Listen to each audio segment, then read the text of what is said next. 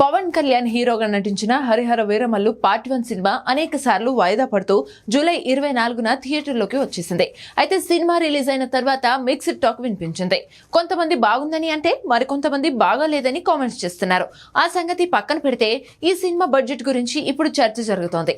వాస్తవానికి ఈ సినిమా 300 కోట్ల రూపాయల బడ్జెట్ కేటాయించినట్లు తొలుత మేకర్స్ ప్రకటించారు. పవన్ కళ్యాణ్ కెరీర్ లోనే అత్యధిక బడ్జెట్ అని కూడా ప్రచారం చేశారు. సినిమా రిలీజ్ కాకముందు విఎఫ్ఎక్స్ అధికంగా ఉన్నాయని చెప్పడంతో అందుకు అవకాశం ఉందని అందరూ భావించారు.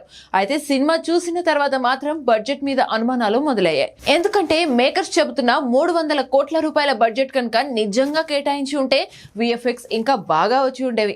సినిమాలో గ్రాఫిక్స్ గురించి ఎక్కువగా నెగిటివ్ టాక్ వినిపిస్తోంది. సాధారణ సినిమాల కంటే దారుణంగా ఈ గ్రాఫిక్స్ ఉన్నాయనే మాట వినిపిస్తుంది. వారు చెబుతున్న బడ్జెట్ కి చూపిస్తున్న అవుట్పుట్ కి ఏ మాత్రం సంబంధం లేదని అంటున్నారు. అయితే వాస్తవానికి విఎఫ్ఎక్స్ లో అవుట్పుట్ తీసుకోవాలంటే దర్శకుడికి మంచి అనుభవం ఉండాలి. కానీ జ్యోతికృష్ణ ట్రాక్ రికార్డు చూస్తే ఆయన ఈ రేంజ్ అవుట్పుట్ అందుకోలేకపోవడం పెద్ద ఆశ్చర్యమేమీ లేదని అంటున్నారు.